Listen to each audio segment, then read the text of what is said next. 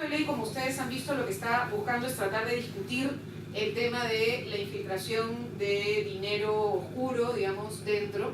Se incluyó también el tema de los comités y eliminar el tema de las firmas, porque sí nos parece que una de las razones por las cuales hay dinero ilícito en las campañas o oculto en las campañas es que los partidos políticos se han vuelto sistemas comisionistas afiliadores, es decir, en vez del dueño de la ruta tenemos ahora el dueño de la inscripción, y entonces yo asocio mi combi por acá y acá asocio a mi alcalde, pero la realidad es que es más o menos lo mismo, ¿no es cierto? Entonces lo que hay es un sistema casi de diezmos, y entonces van, desde que alquilan el partido político, van alquilando todo el proceso hacia abajo, y por tanto es una de las fuentes de financiación ilegal, ¿no es cierto? Y entonces sí nos parece importante entrar a esa discusión de fondo. Entonces toda la discusión en relación con el tema de las firmas ha sido el número, el porcentaje. Entonces en momentos de mayor apertura se ha bajado ese porcentaje, en momentos de mayor estabilidad en el sistema, cuando los jugadores del sistema se sentían que estaban más estables, se ha subido ese porcentaje, y ese porcentaje se ha movido varias veces.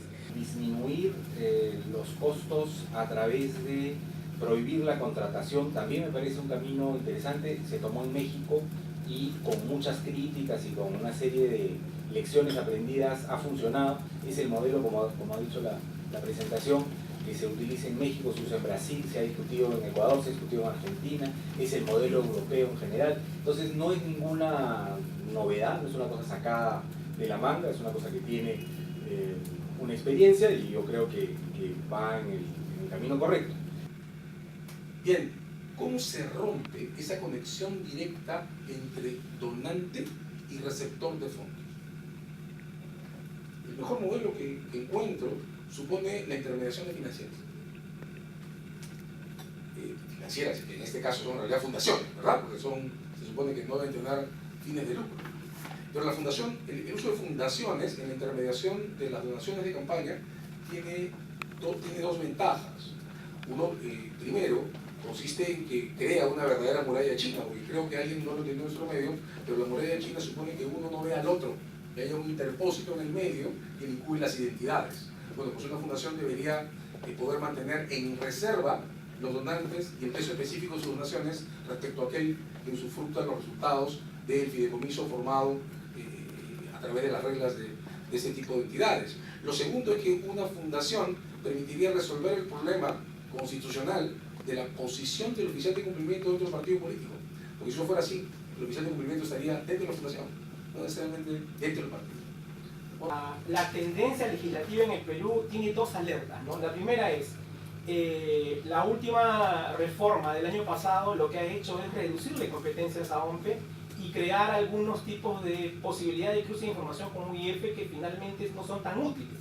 Entonces la tendencia no es a darle mayores competencias a los supervisores, sino a reducírselas. En el financiamiento estamos en realidad en una etapa en la que pareciera que no pasará nada y que todo es muy normal, por lo tanto la supervisión no es necesaria. Además, en el tema del financiamiento público de campañas no se ha tocado. La franja funciona legislativamente, ¿no? En el mundo de las leyes. La franja funciona muy bien, entonces la dejamos tal cual, no tocamos un artículo sobre eso y no reducimos algo que es bien importante, no atacamos a lo que es bien importante, que es el disparador de gasto en elecciones presidenciales, que es la publicidad privada. Las 5 normas recientemente aprobadas en la legislatura 2016 y 2017 solo complejizan el conjunto del contexto sin resolver el código electoral, ¿no? Y pudiésemos con algunos elementos estar hablando de una contrarreforma electoral también en algunos sentidos, ¿no? Los asuntos planteados son fundamentales. Sin embargo, yo en el contexto actual reduzco el ser o no ser de la situación en esos momentos en términos electoral en dos asuntos centrales en donde indudablemente la bancada tiene que incidir de manera significativa. Más o menos partidos, y esto tiene que ver con abrir la cancha frente a barreras de acceso. Hay un tema de fondo aquí, creo yo, que tiene que ver con cuánto el Estado se entromete o no en los partidos, y en la ley tenemos una definición de que el partido pues, es una persona jurídica de derecho privado, ¿no? Y bajo este argumento, siempre que se han intentado reformas, se ha tratado de decir que el Estado se meta lo menos posible. Los partidos son asociaciones Y esa es una primera cuestión que nosotros quisiéramos que se ponga en discusión, ¿no? O sea, es cierto, pues el partido surge de la iniciativa ciudadana, privada, ¿no? Pero por el rol fundamental que desempeñan en el acceso al poder, que es de interés público, no puede tener el mismo tratamiento que una asociación. Y nosotros consideramos que sí es totalmente aceptable y pertinente de que el Estado tenga un nivel de injerencia mayor. Yo creo que en términos constitucionales se puede alegar que es una intervención razonable, incluso en términos del derecho de participación política, de la libertad de expresión, incluso con la reserva de orientación política que tiene la Constitución. Yo creo que podemos, en el marco de un test de razonabilidad y proporcionalidad, justificar la posibilidad de intervenir. Por supuesto hay que definir en qué términos se interviene para no generar alguna intervención irrazonable, pero creo que deberíamos partir de esa premisa que no se ha debatido mucho en el Perú, que a veces surge como un argumento de contrarreforma en términos de son privados, no hay que intervenir. Yo creo que además esta coyuntura nos puede ayudar mucho en esa fundamentación, así que ahí creo que lo podemos superar.